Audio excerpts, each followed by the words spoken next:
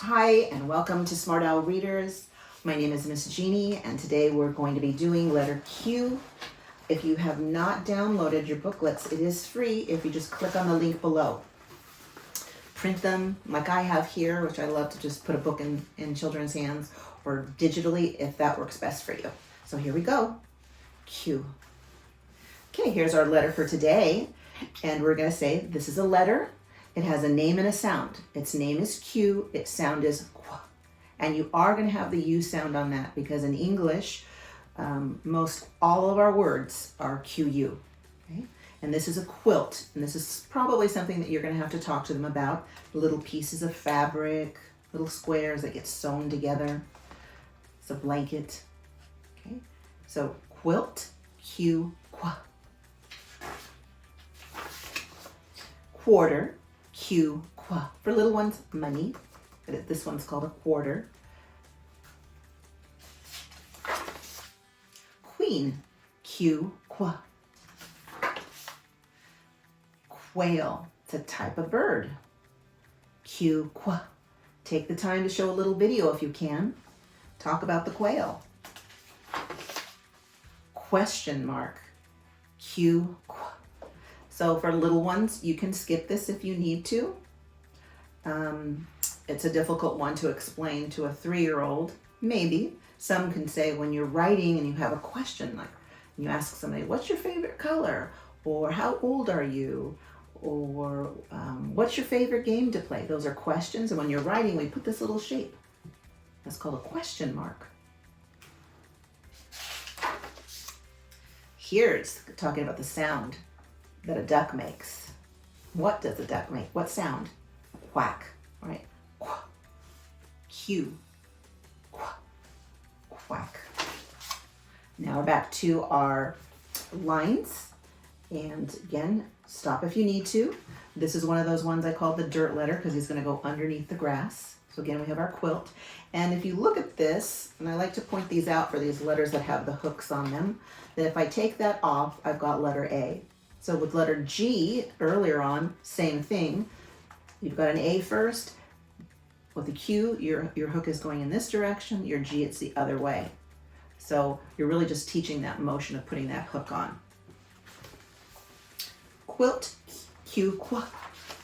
Quarter, Q, Qu. Queen, Q, Qu. Quail, Q, Qu.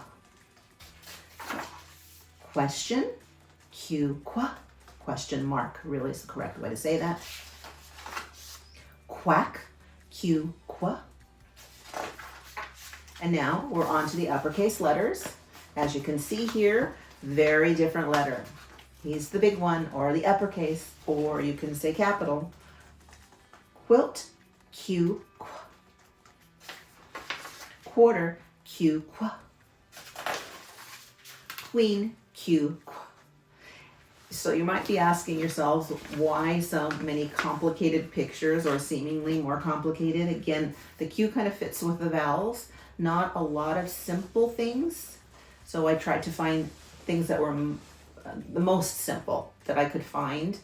But if you find something in the Q that I should fix, I'm open to that. Just comment below.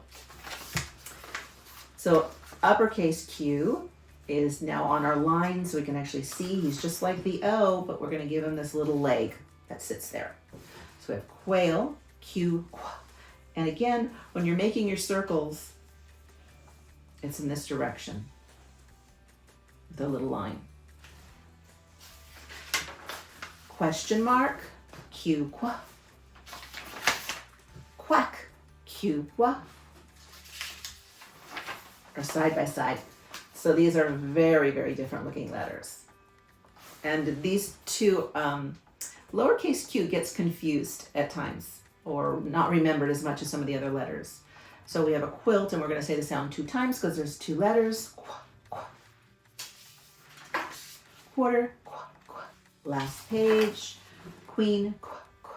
And I'll kind of sometimes say that as I'm reading the book. Okay, here's our last pages. Can you do 2 more? Let's do 2 more.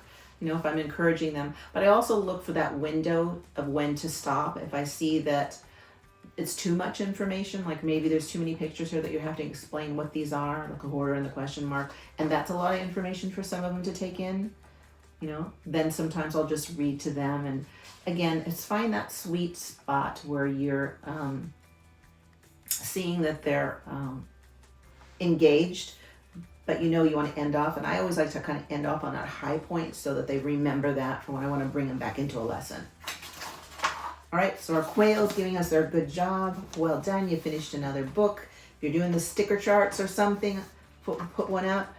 And I just also wanted to remind you that there's another video on an introduction of why I broke the booklets down and some more information about the alphabet, because it is something that seems simple to us as adults, but there are 52 symbols and 26 lower, 26 uppercase, and only 7 of them are identical except for their size. So it's a lot for the mind of little ones to master. So keep that in mind and encourage them as much as you can. And until our next video, have a great day.